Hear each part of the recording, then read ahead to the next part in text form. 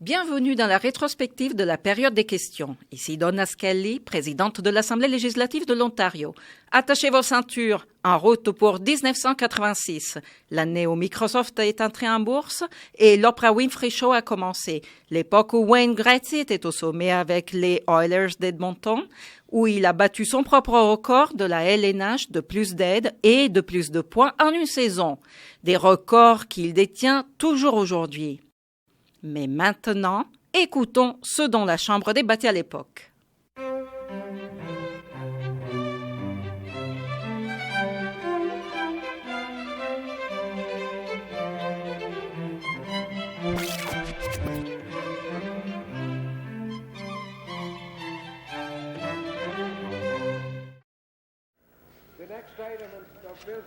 Bon, nous passons à l'ordre du jour. Et nous sommes donc arrivés aux questions orales. Le député de Brampton. Merci, Monsieur le Président. Le gouvernement n'est pas en mesure de répondre à des questions de l'ordre du jour. Je me demande s'il peut répondre à toutes sortes d'autres questions. C'est-à-dire, ma question s'adresse au ministre de Commerce et de Technologie. Le ministre sait que au moins 1500 personnes à l'usine Goodyear d'Etobicoke attendent ce qu'il adviendra d'eux, à savoir est-ce qu'ils vont encore avoir un emploi ou si le gouvernement a l'intention d'offrir à ces personnes un nouvel emploi. Ceci fait beaucoup à ces personnes. 2 personnes ont souffert de dépression étant donné cette situation et nous comprenons que à partir de ce matin, il n'y a pas un seul homme politique, pas aucun ministre, aucun représentant du gouvernement de l'Ontario n'a rejoint le syndicat à cette usine pour leur offrir un plan d'aide, de reformation, de recyclage ou autre programme de quelque nature que ce soit. Le seul appel qu'ils ont eu, m'a indiqué le leader du syndicat, c'est de l'aide fédérale. C'est ce qu'on m'a indiqué, du moins. Ma question au ministre est la suivante. Êtes-vous prêt?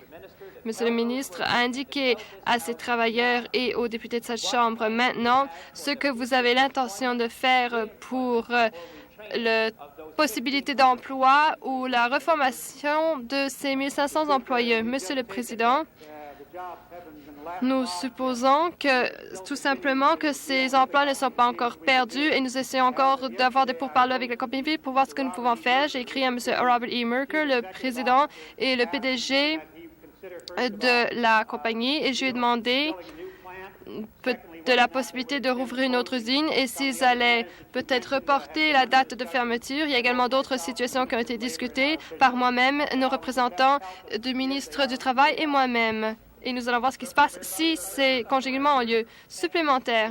Merci, Monsieur le Président.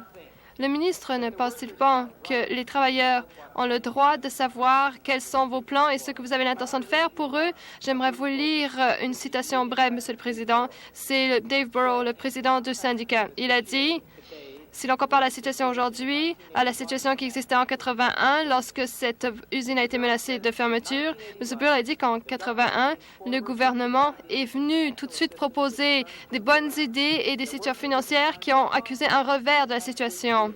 On avait des bons rapports à l'époque. Cette fois-ci, il y a beaucoup d'animosité et le gouvernement n'a rien essayé de faire avant que ce ne soit trop tard. Et maintenant, nous ne savons pas si cela sera couronné de succès. Ma question, donc, supplémentaire est la suivante.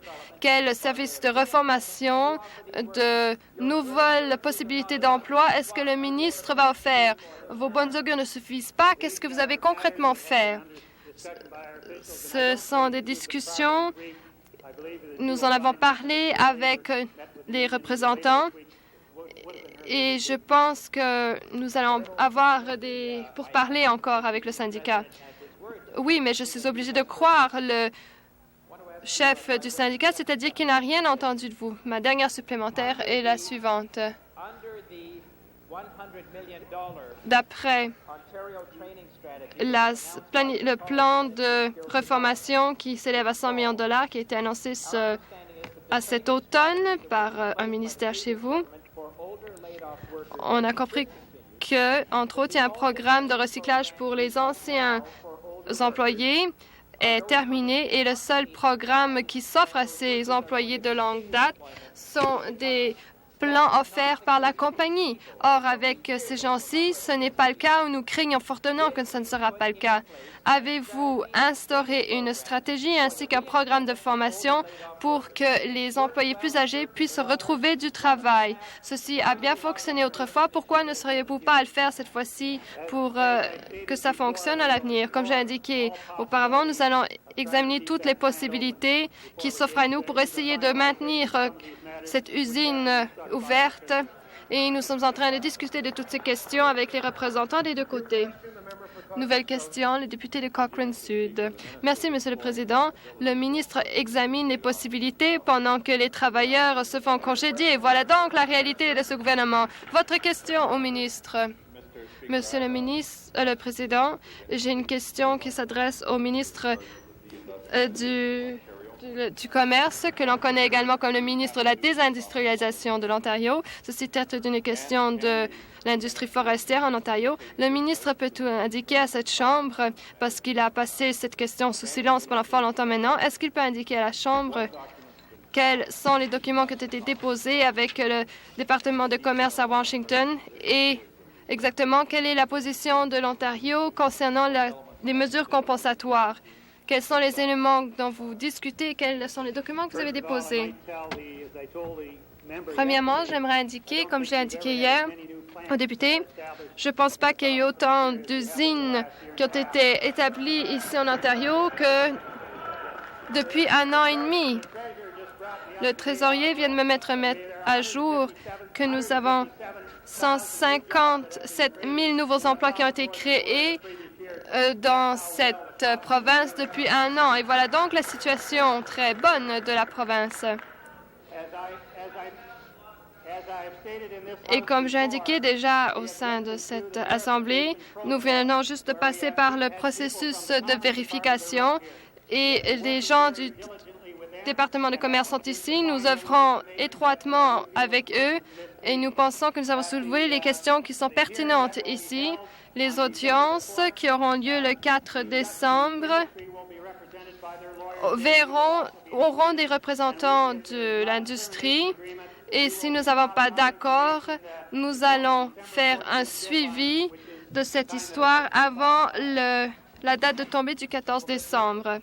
Supplémentaire, le ministre sait fort bien que d'après la décision préliminaire, votre position pour les audiences de 4 décembre devait être donnée d'ici le 24 novembre. Oh, vous n'avez rien déposé du tout. Vous avez obtenu une lettre de la firme Hogan Law, cabinet d'avocats de New York, mais il n'y a pas de détails quant à savoir ce que vous contestez ici. Ma question au ministre est de savoir, vous étiez d'accord avec la solution de 8 à 10 en sachant que dans le fond, ça va coûter de 500 à 1000 emplois. Est-ce que vous pouvez me dire maintenant combien d'emplois seront perdus si on accepte la solution de 15 Est-ce que vous pouvez me dire combien d'emplois seront perdus, donc, si on accepte cette solution? Monsieur le Président, nous pensons, tout comme nous pensions autrefois, que nous allons continuer à travailler très fort pendant tout le processus afin de s'assurer qu'il n'y ait pas de perte d'emploi. Dernière supplémentaire. Monsieur le Président, le fait c'est que le Premier ministre a raté son occasion à Vancouver et n'a pas réussi à obtenir le consensus des autres provinces et du gouvernement fédéral à comprendre la possibilité ou les intérêts de l'Ontario parce que il a également raté d'autres occasions, tout simplement parce qu'il a certains liens avec le Québec. Il ne veille pas aux intérêts des gens de l'Ontario. Voilà la situation. Est-ce que j'ai ajouté à ce sujet? Vous avez dit que vous alliez dire au ministre.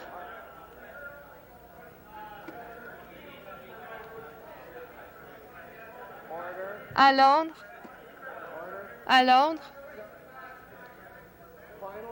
Dernière supplémentaire. Merci, Monsieur le Président. Est-ce que le ministre pourrait nous indiquer à nous, les députés et la population de l'Ontario, quels sont les détails de cet Ontario, y compris les personnes de Keelong Lies Bay? Est-ce qu'il peut indiquer quelles sont les négociations qu'il a eues avec le gouvernement fédéral pour ce qui est de l'imposition des tarifs des États-Unis? Et comment est-ce que ceci va affecter les Ontarios? Comment est-ce qu'il va s'arranger pour que les intérêts des travailleurs soient protégés? Avant de répondre à cette question, je voulais simplement indiquer aux députés que M. Wright a rencontré les syndicats mardi matin. Ceci est une réponse à la question posée auparavant.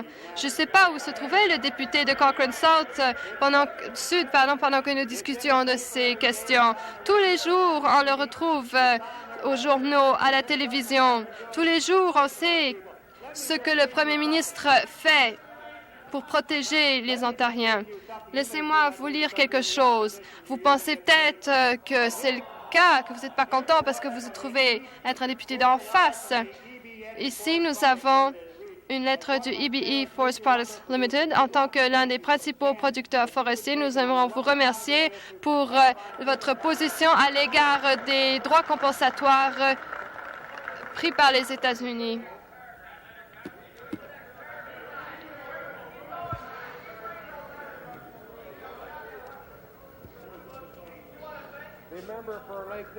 Le député du lac Nipigon a une question à poser, si vous permettez. Oui, bon, nouvelle question. J'ai une question qui s'adresse au ministre de l'Industrie et de la Technologie. En fait, essayer de vous soutirer une question, c'est pire que de vous arracher une dent. Et ensuite, lorsque nous avons des questions aussi importantes et les personnes se donnent la peine de venir ici aux tribunes parce qu'il est question de beaucoup d'emplois, d'argent. La question est très simple. Peut-être que vous pourriez me donner une réponse directe et non pas me raconter une vérité de la palisse. Êtes-vous prêt à déposer une soumission écrite au département du commerce des États-Unis pour retirer ces mesures compensatoires? Pas de discours dithyrambique, oui ou non? Oui. Nous avons décidé, nous et le ministère, que nous allons déposer ces renseignements auprès du département de commerce et nous avons jusqu'au 14 décembre pour le faire. Supplémentaire. Je suis outré. J'aimerais féliciter le ministre pour sa vérité découverte à nouveau. Oui, j'aimerais parler maintenant de l'attitude du ministre concernant les licenciements de Goodyear.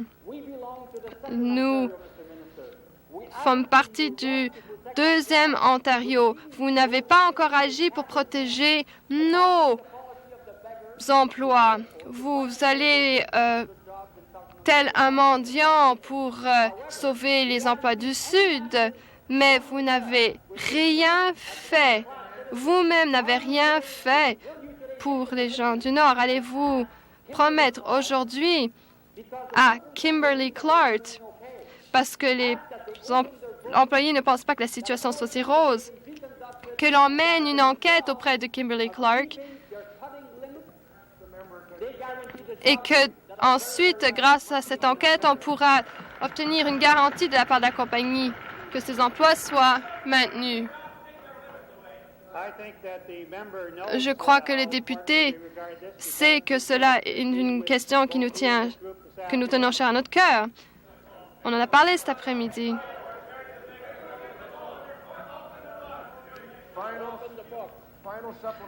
Dernière supplémentaire, le député de Sault-Sainte-Marie. Monsieur le Président, il est très évident que ce gouvernement n'a pas de politique en matière industrielle du tout en Ontario. Il nous faut un système qui nous permet d'avoir les capitaux nécessaires pour obtenir la création d'emplois là-haut. Le 26 novembre 1986, cette Assemblée a adopté une motion proposée par mon collègue de Port Arthur pour demander un fonds de diversification économique que les gens du Nord ont réclamé pour relancer leur économie. Est-ce que le premier ministre va respecter l'opinion de cette Assemblée et agir et obtenir les fonds nécessaires pour que les gens du Nord puissent utiliser ces fonds pour créer les emplois nécessaires dans le nord de la province? Vous savez, Monsieur le Président, Ça devrait être le dernier député à poser une question de ce genre. Il y a une conférence dans sa circonscription. Il y a un nouveau bureau de développement économique et d'autres atouts. Et je ne comprends pas pourquoi vous posez cette question. Vous recevez beaucoup plus dans votre circonscription que d'autres circonscriptions ne reçoivent. À Londres. Nouvelle question.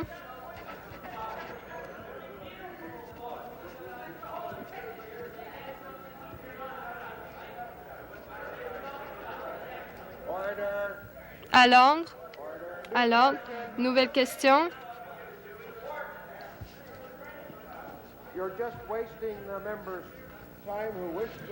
Vous gâchez votre temps. Un député aimerait poser une question. Nouvelle question. Le député de Scarborough-West. Monsieur le Président, je comprends la colère de mes députés concernant cette question. J'ai une question qui s'adresse au Premier ministre. Étant donné vos petites politiques de cache-cache concernant les garderies en Ontario, j'ai été assez étonnée, Monsieur le Premier ministre, que j'ai vous vu à la télévision en train de parler de fonds que l'on va donner aux sociétés non lucratives et qu'on allait aider les moins nantis de la province de l'Ontario.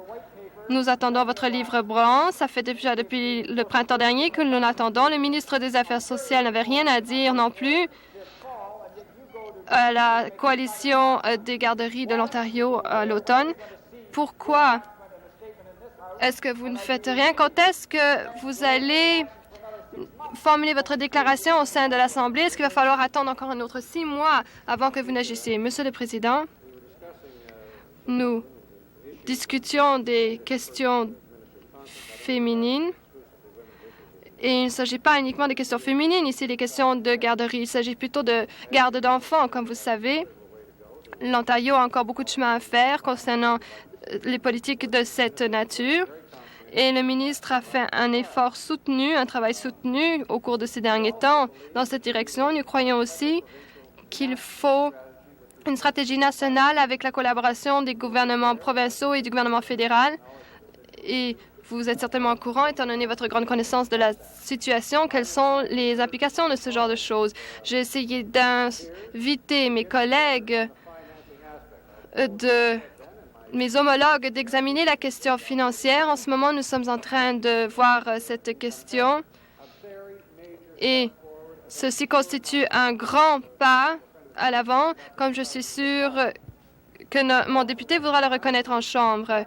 Mais il faut également reconnaître qu'il vaut mieux avoir une stratégie coordonnée avec le gouvernement fédéral qui lui aussi traite de ce problème. Donc, j'ai suggéré au Premier ministre que le ministre de Finances et les ministres responsables des affaires féminines et les ministres des affaires sociales soient là et que tous ces ministres se rencontrent, pas seulement les ministres responsables des affaires sociales. J'ai donc montré le caractère urgent de la question en proposant ceci supplémentaire. Le Premier ministre comprend que nous appuyons ce genre de méthode, mais nous n'avons pas encore entendu. Et je suis surpris de voir que vous proposez maintenant d'octroyer des fonds à certains groupes de garderies de la province. Vous avez cité ceci à la presse. Quel genre donc de politique allez-vous avoir concernant les foyers pour personnes âgées et les garderies, si l'on tient compte de la situation en Ontario et puis du système d'entreprise libre en Ontario? Avec tout le respect qui est dû aux députés, je ne crois pas que la citation du député pour ce qui est de la citation du procureur général est tout à fait juste. Comme vous savez, le député de Carleton s'excite souvent. Peut-être qu'il pourrait rester plus calme et examiner à tête reposée les faits. Ce que nous examinons en ce moment, c'est un plan tout à fait équitable du point de vue financier et je suis sûre que vous serez prêts à le faire, et vous l'avez fait, d'appuyer les actions du gouvernement. Il s'agit certainement d'un pas à l'avant vers l'avant qui est important. Et je suis sûre qu'il y a certaines personnes qui ne comprennent pas l'étendue de ce projet. Et je suis sûre que vous le comprenez. Je suis content que vous le compreniez. Et j'essaie de trier auparavant la question financière avec d'autres paliers du gouvernement. Je m'excuse que la déclaration n'ait pas été faite à la Chambre. Eh bien, je vous ai indiqué, vous savez maintenant quelle est la prise de position. Et au lieu de toujours parler de ce que vous ne savez pas, parlez de ce que vous savez. Le député d'Ottawa-Centre, moi aussi, j'aimerais donner au Premier ministre une copie du discours du procureur général à Colombie-Britannique. Comme il sait très bien, une des façons de voir qu'est-ce qui se passe, c'est d'utiliser le montant maximum. Nous voulons que le plus grand nombre de familles obtiennent des prestations de cette politique. Je ne suis pas en mesure de donner des précisions à ce moment. Ce que nous voulons avoir, c'est aider le plus de personnes avec le montant d'argent dont nous disposons. Nous avons fait un grand pas en avant et nous avons adopté une nouvelle méthode pour traiter de cette question. Mais d'autre part, nous voulons aussi étudier de façon très pragmatique comment nous allons dépenser les autres montants d'argent. Nous voulons savoir si cela va créer d'autres places. Bien sûr, c'est quelque chose qui nous préoccupe beaucoup. Vous devez peut-être essayer d'adopter une attitude plus positive. Nouvelle question, le député de Cochrane Sud. Ma question s'adresse au ministre de l'Industrie, qui est très fier de ses efforts de création d'emplois, alors qu'il y a environ 5 000 personnes dans le nord de l'Ontario qui sont en chômage, qui ont perdu leurs emplois. Je voudrais demander au ministre, qui est si fier de la performance de son gouvernement, qu'est-ce qu'il a l'intention de faire pour les travailleurs du nord de l'Ontario, dans des communautés du nord de l'Ontario qui doivent faire face à ces licenciements. Qu'est-ce qu'il a l'intention de faire? Qu'est-ce qu'il va dire? Et ce qui est plus important, qu'est-ce qu'il va faire pour les travailleurs de Kimberley-Clark, entre autres, les gens de Nakina, de Terrace Bay, de Long Lac? Monsieur le ministre, Monsieur le Président, nous ne sommes pas fiers de la perte d'un seul emploi dans le nord de l'Ontario. Cela nous préoccupe beaucoup. Vous avez oublié qui c'est qui avait causé ces pertes. Il s'agit du gouvernement des États-Unis et du montant compensatoire qu'ils ont adopté, et cela avec l'approbation du gouvernement conservateur à Ottawa. Je peux vous dire que nous allons continuer notre lutte pour combattre ce montant compensatoire afin qu'on puisse l'éliminer. Question supplémentaire, Monsieur le Président. La semaine dernière, le ministre de Richesses naturelles avait dit que cette taxe n'avait rien à voir avec ces licenciements. Maintenant, vous avez changé d'avis, vous avez inversé sa politique. Nous savons très bien que c'est ce tarif qui a causé les licenciements. Vous avez l'obligation d'aider les travailleurs du nord de l'Ontario. Qu'est-ce que vous allez faire aujourd'hui pour aider ces travailleurs? Monsieur le Président, encore une fois, nous ne sommes pas tout à fait contents de la situation qui a été causée par cette taxe compensatoire de 15 %. Nous avons l'intention de combattre cette taxe afin de créer des emplois dans le nord de l'Ontario. Nouvelle question.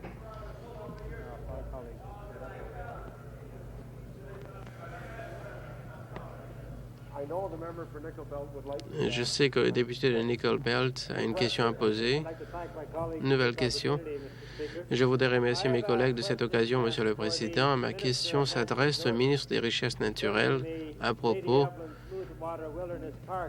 du parc Lady Evelyn.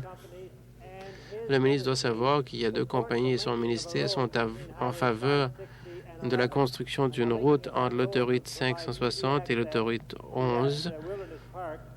Cette route permettra un accès facile à ce parc, mais va détruire la faune de ce parc.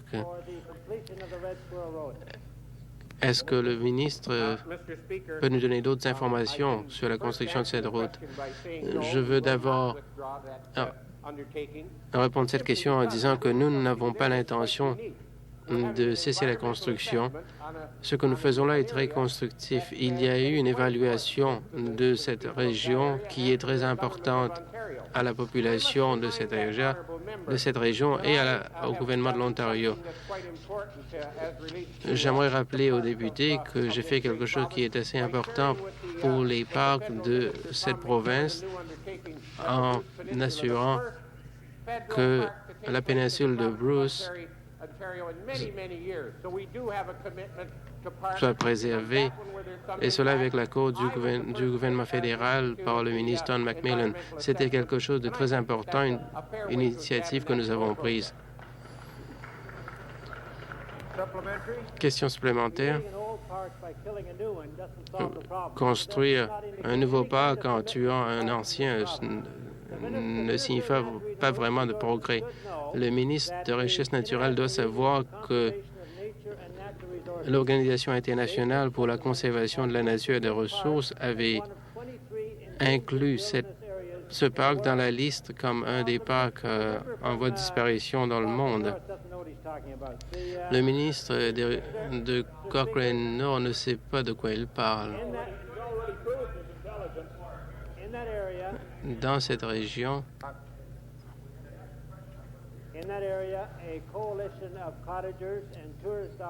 une coalition de propriétaires de chalets et d'autres personnes ont essayé de dire au ministre qu'il y a des avantages pour le tourisme qui peuvent durer à long terme si on préserve le parc. Est-ce que le ministre ne comprend pas comment les avantages à long terme sont importants pour le tourisme?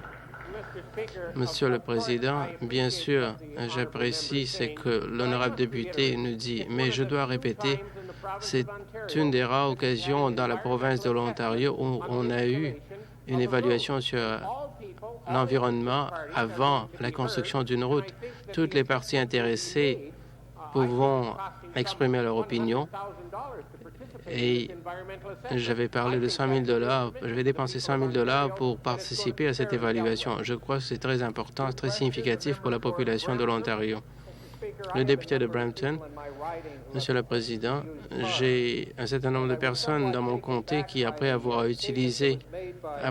acheté des voitures de seconde main, étaient assez choqués d'entendre la déclaration du président de l'Association pour la protection des automobilistes, et cela au cours d'une conférence de presse où il a parlé de promesses que les constructeurs de voitures ne tiennent pas.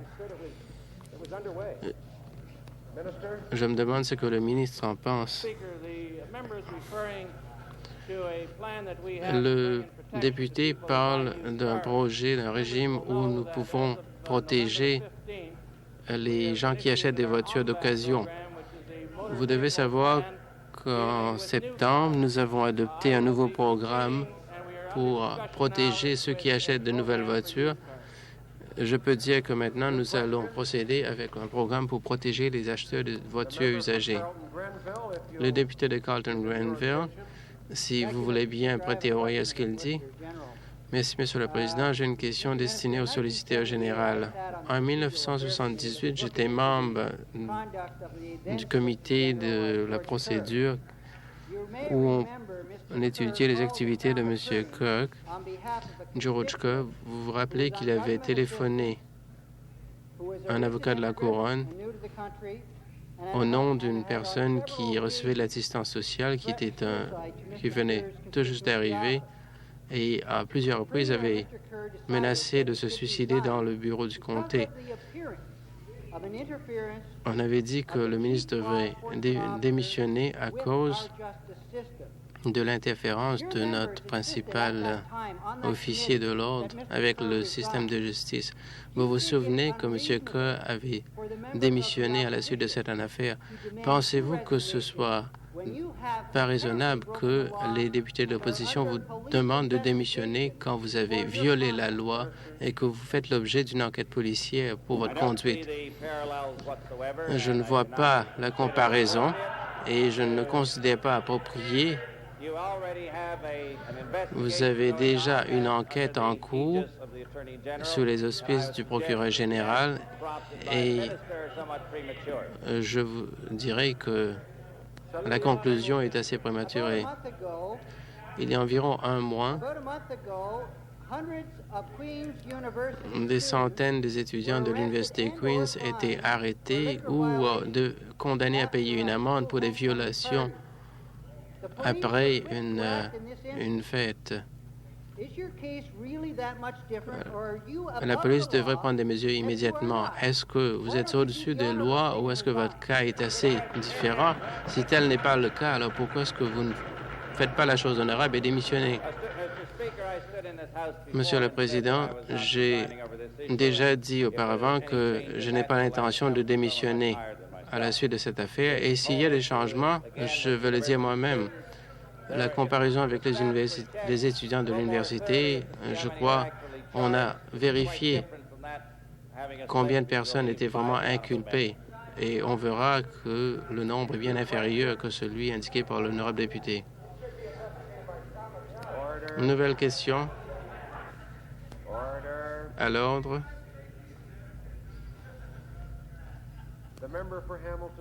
Le député de Hamilton-West. Merci, Monsieur le Président. Ma question s'adresse au ministre des Affaires municipales. Monsieur le ministre, vous vous rappelez qu'il y a environ un an, cette Assemblée avait demandé au comité plénier d'accepter de demander l'élection du président régional de Hamilton-Whiteworth. Vous pouvez imaginer, Monsieur Apple, cette année, que votre leader en Chambre voulait arrêter qu'on aille de l'avant avec ce projet de loi. J'ai été encore plus surpris.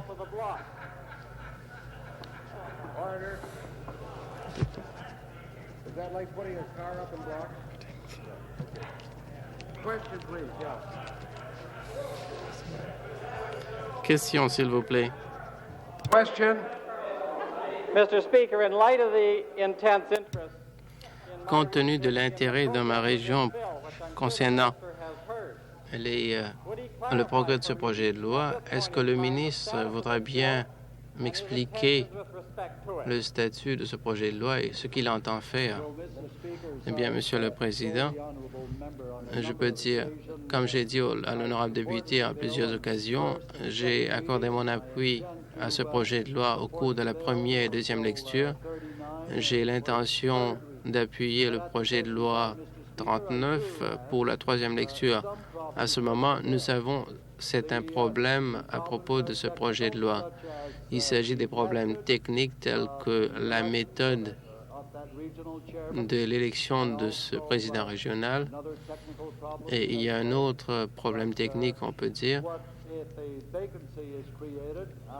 Que fait-on si jamais le poste est vacant? Alors, comment est-ce qu'on va remplacer cette personne? Et je peux citer plusieurs exemples, Monsieur le Président, et c'est pour ça que le projet de loi, avec votre coopération, sera peut-être rédigé à nouveau. Je n'ai pas de problème avec les modifications à ce projet de loi. Je sais que le ministre est au courant et il n'y a aucune date là-dessus. Et le fait, on doit aller de l'avant. On devrait régler ces questions le plus vite possible. Et quand ce sera fait, je serai très heureux de pouvoir participer à la solution de ces problèmes. Il y a eu un éditorial récent dans le journal Hamilton Spectator et on disait que élisez notre président et arrêtez vos manigances. Combien de temps faut-il attendre? Y a-t-il un calendrier ou un échéancier que vous pouvez proposer? Est-ce qu'on va avoir ce projet de loi avant Noël? Monsieur le Président, j'aimerais voir le dépôt de ce projet de loi, ou plutôt la troisième lecture de ce projet de loi le plus vite possible. Et je vais parler à mon leader en Chambre et entre-temps, je peux vous promettre que mon ministère sera en contact avec votre bureau pour résoudre des problèmes techniques dont j'ai parlé. Nouvelle question, le député de York Est. Ma question s'adresse au ministre des Affaires communautaires et sociales. Certains de mes mandants m'ont appelé et ont exprimé des inquiétudes à propos de l'annonce que vous avez faite en juin à propos des divulgations et des propositions à propos des informations sur les gens adoptés. Je me demande s'il y a eu des décisions prises à ce sujet et est-ce qu'il y a un échéancier pour l'adoption d'un projet de loi à ce sujet. Monsieur le ministre, Monsieur le Président, l'annonce faite juin dernier avait indiqué les étapes que ce gouvernement a l'intention de prendre pour la divulgation au thème de la loi sur l'enfant et les services pour l'enfance et la famille. Nous avons l'intention d'introduire cette section en particulier avant la fin de cette session. J'espère pouvoir le faire avant la fin de la semaine prochaine. En ce qui concerne les inquiétudes, les préoccupations exprimées, nous avons étudié la proposition et nous avons l'intention de rédiger la loi de manière que les deux parents seront consultés avant de divulguer toute information pouvant les identifier. Nouvelle question, le député de Nipissing. Monsieur le Président, ma question s'adresse au solliciteur général. Je voudrais rappeler au solliciteur général en 1975, quand il y a eu des allégations faites contre le solliciteur général, allégations qu'il a déniées à ce moment, qu'il a démenties à ce moment,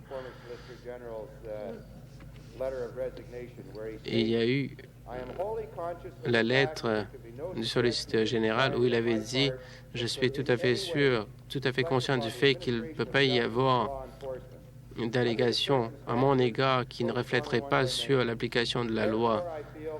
Par conséquent, je n'ai pas d'autre solution que de remettre ma démission. » Nous avons là maintenant une situation où le premier officier responsable de l'application de la loi a admis qu'il avait violé la loi. Il avait mis la Sûreté de l'Ontario en position difficile et maintenant il fait l'objet d'une enquête policière.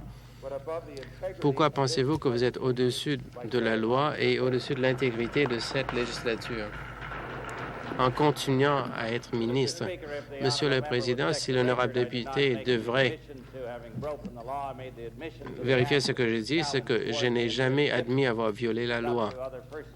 C'est à d'autres personnes de déterminer si j'ai violé la loi ou non. J'ai simplement indiqué ce que moi j'ai fait. Question supplémentaire. L'exemple que j'ai lu ne parlait pas d'admission de l'ancien solliciteur général. En fin de compte, il n'avait rien fait. Il était innocent. Le 19 novembre, le premier ministre de la province avait déclaré au Kingston Wingstead, et je cite, « Keys s'est trompé et je regrette beaucoup. » Je ne pense pas qu'il avait pensé aux conséquences. Je ne sais pas si le solliciteur général aujourd'hui est au courant des conséquences.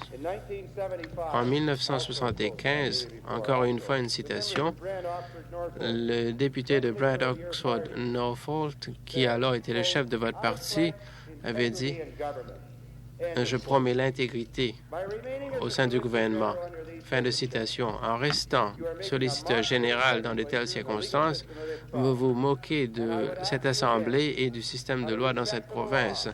Et je veux vous demander encore une fois, en respect aux lois dans cette Chambre, quand allez-vous démissionner? Monsieur le ministre, Monsieur le Président, je vais suggérer que toutes les conséquences, entre guillemets, doivent être attendues et feront suite aux audiences ou à l'enquête que mène le procureur général. À la fin de cette enquête et les conclusions connues de la Chambre, à ce moment, je vais prendre ma décision. Nouvelle question, le député de Beaches-Woodbine. Merci, Monsieur le Président. Ma question s'adresse au Premier ministre. Monsieur le Premier ministre, j'ai reçu une réponse négative ministre de la Commerce et de la Consommation, aux pétitions que j'ai déposées concernant l'intervention provinciale pour protéger les centaines de milliers de résidents de la perte des activités de course hippique qui dérangent beaucoup la paisibilité du quartier. Vous dites un gouvernement ouvert. Est-ce que vous pensez que la décision prise pour autoriser les courses hippiques dans un quartier très résidentiel devrait être prise par un organisme nommé par le gouvernement, la Commission des courses de l'Ontario, et qu'en plus, personne n'a la possibilité de donner son opinion quant aux conséquences qu'auront ces courses pour les personnes du quartier? Oui, comme quelqu'un qui a passé beaucoup de temps, ou en tant que personne qui a passé beaucoup de temps à l'opposition, je sais que c'est très triste lorsque tout le monde n'est pas d'accord avec moi ou dans ce cas-ci avec vous. Vous savez que le ministre a traité de cette question souvent. Déjà, vous avez présenté votre cause de façon fort convaincante et je suppose qu'il y a une différence d'opinion ici. Et j'aimerais indiquer à mon honorable collègue que le ministre traite de cette question supplémentaire. Oui, Monsieur le Premier ministre, je vous ai demandé, est-ce que vous appuyez le principe d'un organisme gouvernemental de se faire nommer et que cet organisme a refusé d'écouter aux soumissions des résidents de ce quartier? C'est ça la question. Et M. Quinter n'a pas non plus traité de cette question. Oui, peut-être qu'on voudrait passer ceci à l'évaluation environnementale ou encore à un genre d'audience mixte. Mais honnêtement, si on écoute toujours le NDP, on ne fera jamais de travail. Il y a des décisions qui doivent être prises. Ces décisions doivent être prises par une personne ou un conseil.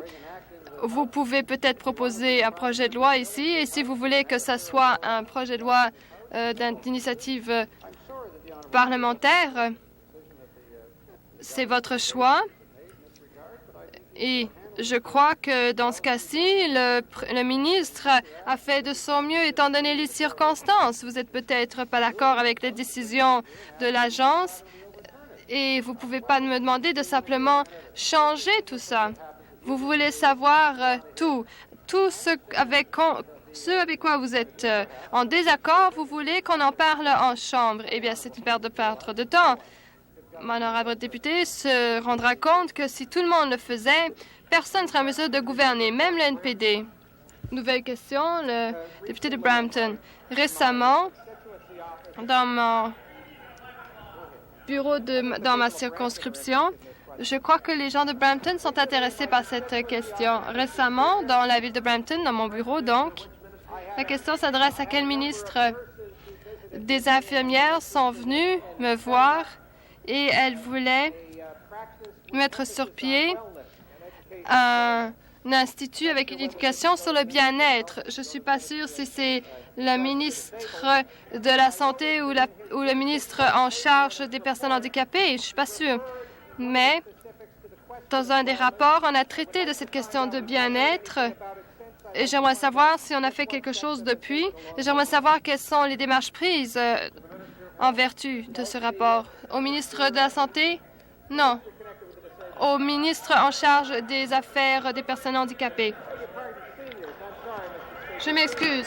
Aux personnes âgées. Je m'excuse. Aux personnes âgées.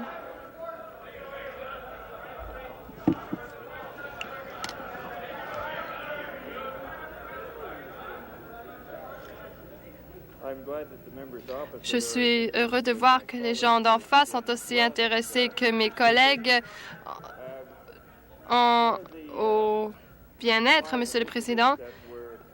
L'une des 5 propositions a déjà été dans notre nouvel programme, qui est un énoncé de principe pour les personnes âgées. Nous espérons que le gouvernement fédéral va se joindre à nous pour promouvoir divers programmes qui mettront l'accent sur la prévention de la maladie et du bien-être chez les personnes âgées. Nouvelle question, le député de York Centre. Merci, le Président. Une question s'adresse au ministre des Affaires civiques et communautaires. Oui, qu'en a-t-il des commentaires du premier ministre lorsqu'il était à Vancouver, lorsqu'il parlait des changements de fonds pour les garderies et les fonds consacrés à l'examen du revenu? Et il semblerait que dans divers ministères des Affaires intergouvernementales, de la Santé et autres, est-ce qu'on ne sait pas trop de quoi il s'agit? Le ministre pourrait-il nous dire maintenant, à nous, aux Ontariens, quels sont les détails de d'exposé de principe? Ou c'est seulement lorsqu'il se trouve à quelques kilomètres de ville? Eh bien, Monsieur le Président, j'aimerais indiquer à mon collègue que le ministre en charge de la direction des femmes et du ministre responsable des services de garderie ont eu beaucoup de consultations concernant ces questions. Il a beaucoup parlé avec le Premier ministre.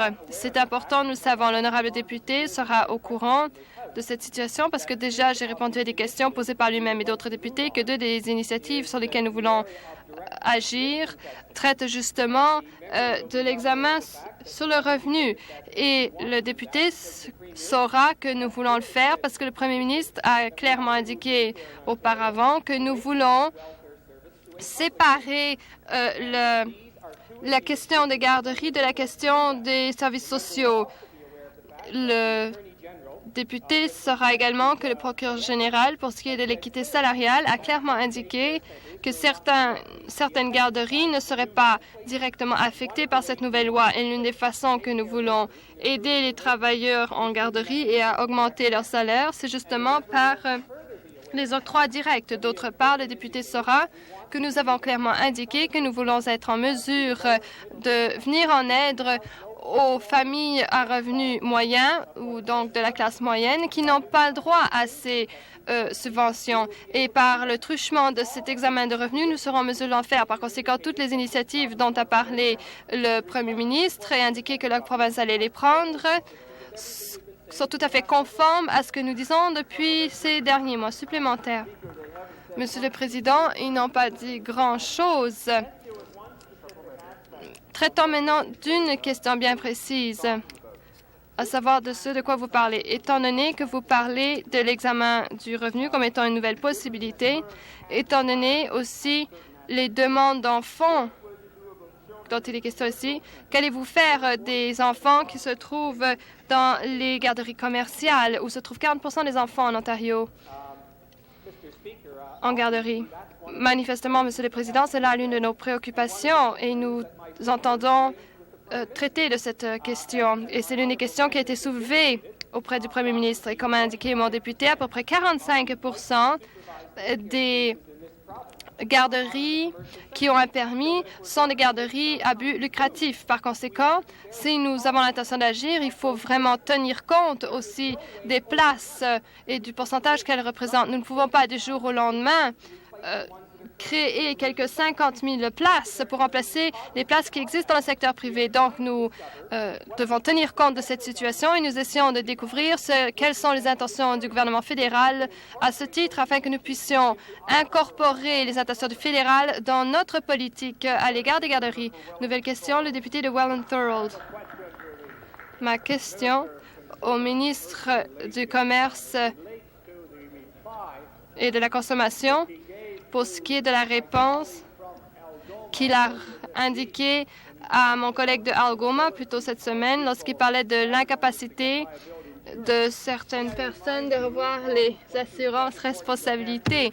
Puis-je vous rappeler ce que vous avez dit d'après Ansel? Vous avez dit « Je ne suis pas d'accord avec le député lorsqu'il a dit que certaines personnes n'auront pas de responsabilité civile. » Et je ne connais personne, un taxi, entre autres, en Ontario, qui circulerait sans, ou plutôt de taverne, qui aurait un établissement sans avoir de responsabilité civile. Or, moi, je me suis renseignée et il existe au moins 1000 tavernes ou bars qui n'ont pas de responsabilité civile.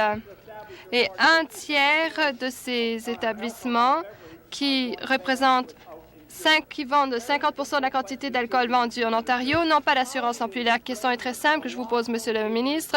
Comment est-ce que vous expliquez votre ignorance colossale à l'égard de ce système d'assurance ici en Ontario?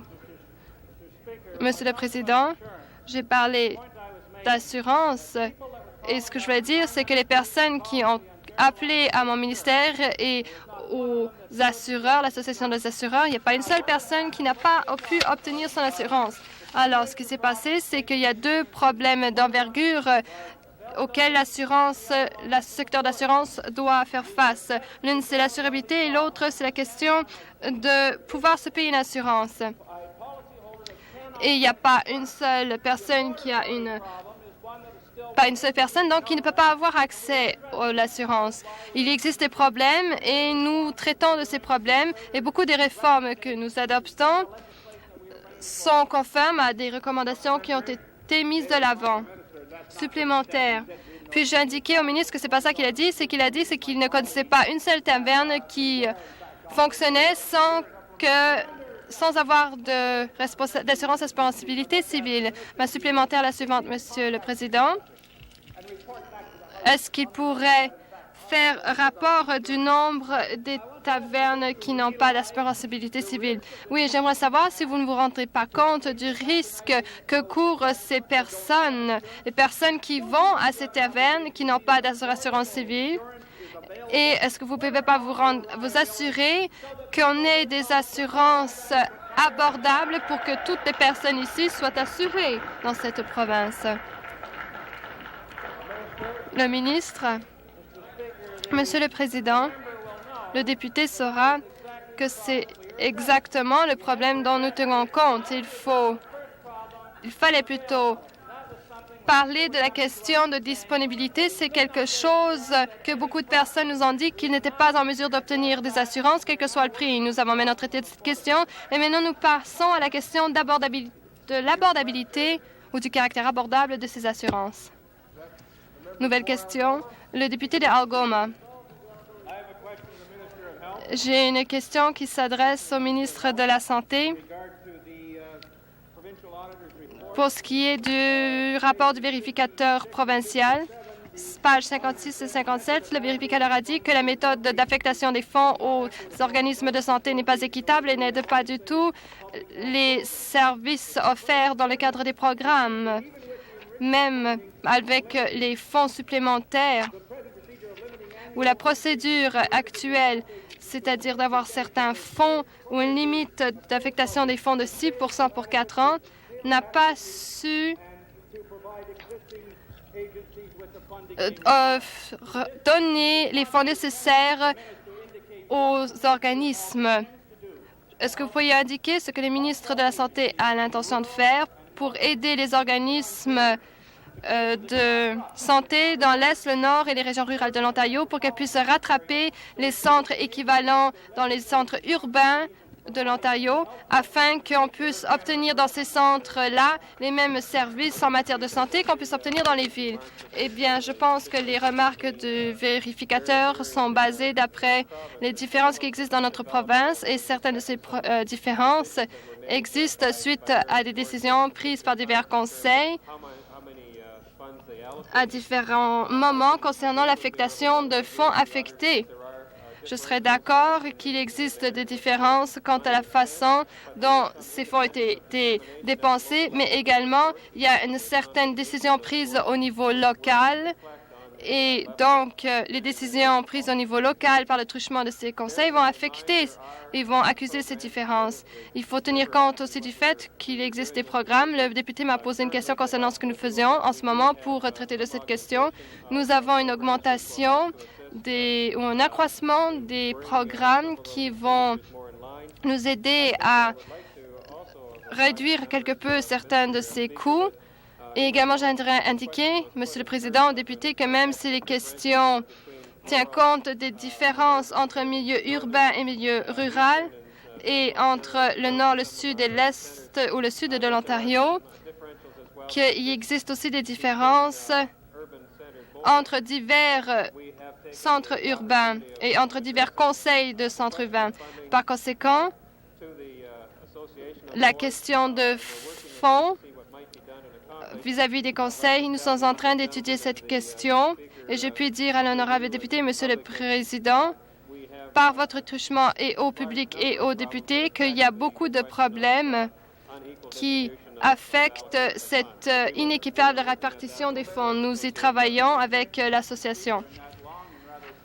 Monsieur le Président, dans cette longue réponse à cet tarabiscoté, le ministre a reconnu que malgré les fonds supplémentaires, un organisme rural n'a pas les moyens d'obtenir certaines choses comme dans les centres urbains, parce que malgré cette augmentation de fonds, on a commencé avec une situation beaucoup plus piètre et elle ne pouvait pas rattraper à moins qu'on ait d'autres fonds supplémentaires. Le ministre n'était pas d'accord de dire que dans certains endroits du nord de l'Ontario, il est difficile d'avoir les professionnels et d'offrir des programmes. Par conséquent, ces organismes devraient obtenir des fonds afin de pouvoir payer plus, afin de pouvoir être plus concurrentiels pour obtenir les professionnels qui le font. Et s'ils n'ont pas autant d'argent, non seulement ils ne peuvent pas payer autant, mais ils ne pourront certainement pas payer plus. Monsieur le Président, nous examinons les disparités qui existent, surtout en matière des professionnels dans diverses régions. Et je crois que, par exemple, dans la région de Kenora, le centre de santé a offert des programmes et nous les avons examinés afin de pouvoir voir pour ce qui est des professionnels pour qu'ils viennent chez eux. Et nous avons examiné des possibilités pour toute la province et nous avons également examiné la possibilité pour promouvoir ces régions où il n'y a pas beaucoup de professionnels. Je puis vous dire aussi que pour ce qui est de l'offre et de la demande, par exemple physiothérapie, ergothérapie, pathologie, il semblerait qu'il y a une augmentation de demande pour ces services et ceci n'est pas toujours reflété. Cela existe. Et je sais que l'honorable député serait d'accord avec moi pour dire que telle est la situation à cet égard. Mais je puis dire à l'honorable député qui a posé la question que nous essayons de trouver des moyens de venir en aide à ces régions pour offrir plus de services et offrir les services qui sont nécessaires. Mais il y a des choses que nous ne pouvons pas faire. Nous ne pouvons pas prendre des décisions au niveau local, à savoir quel pourcentage des fonds octroyés, que ce soit 25 ou un autre pourcentage, c'est le niveau local qui décide. Nouvelle question, le député d'Ottawa-Ouest. Ma question s'adresse au ministre des Pénitenciers. Étant donné qu'il existe maintenant un programme pour avoir des foyers pour les jeunes contrevenants, et étant donné qu'il n'y a pas de principe directeur à l'égard de ces foyers pour les jeunes contrevenants, étant donné que certains quartiers, par exemple Golden Avenue et Pooland Avenue, dans la région d'Ottawa-Ouest, parce que ce sont des personnes qui ont protesté parce qu'on a choisi comme ça délibérément et on les a pas consultés. Le ministre peut-il nous dire quand est-ce que le ministre a l'intention de publier des principes directeurs publics pour que tout le monde puisse être mis au courant? Les principes directeurs concernant les foyers de groupe ont déjà des principes directeurs et nous nous en servons. Et nous en servons afin de veiller aux critères de zonage par rapport à la municipalité et obtenir l'accord des personnes en charge pour la mise sur pied de tels foyers. Et ceci fonctionne très bien. Nous avons ouvert 7 nouveaux foyers au cours de cette année uniquement. J'aimerais indiquer au ministre des Services correctionnels qu'il ne suit pas du tout les principes directeurs. Le ministre peut nous dire combien il y a de nouveaux foyers qui seront ouverts dans la province et dans quel quartier et dans quelle ville et cité a-t-il l'intention de le faire et qu'il n'appuiera pas l'ouverture de ces foyers jusqu'à ce que les principes directeurs pour l'ouverture de ces foyers existent. Oui, pour ce qui est des services offerts, nous avons l'intention encore d'ouvrir des foyers là où le besoin s'en fait ressentir. Et beaucoup de ces foyers sont ouverts dans l'est de la province, à Brockton, à Cornwall, et un foyer à Ottawa. Et nous examinons également d'autres possibilités dans la province. Il y a beaucoup de villes donc, qui en auront. Et si le besoin se fait sentir et si il y a conformité avec les arrêtés municipaux, nous espérons pouvoir les ouvrir. Nouvelle question, le député d'Etobicoke. Le président, ici, en tant que coordonnateur de tous les ministères, a pris la parole. Donc, est-ce que le ministre peut nous indiquer pour ici un échantillon de quelques 130 000 avoirs, seulement 230 ne sont pas retrouvés. Et le ministre des Ressources naturelles a indiqué que 3 500 avoirs ont coûté 1,7 million de dollars et qu'on ne savait pas du tout où ils se trouvaient. Est-ce qu'on peut nous dire où tous ces articles télévision ou autres ont disparu? C'est quoi le problème? Problème d'inventaire ou de disparition? Frigidaire aussi, par exemple, qui a disparu. Eh bien, je ne sais vraiment pas. Le Conseil sur la gestion a envoyé une lettre à tous les députés en leur indiquant qu'il nous faut un inventaire mis à jour et une évaluation de tout ce qui manque et de où se trouvent ces articles et où on pourrait peut-être les retrouver. Et je crois que dans le rapport du vérificateur, on a indiqué quels seraient donc les changements qui ont eu. Par conséquent, nous attendons à une réponse des sous-ministres.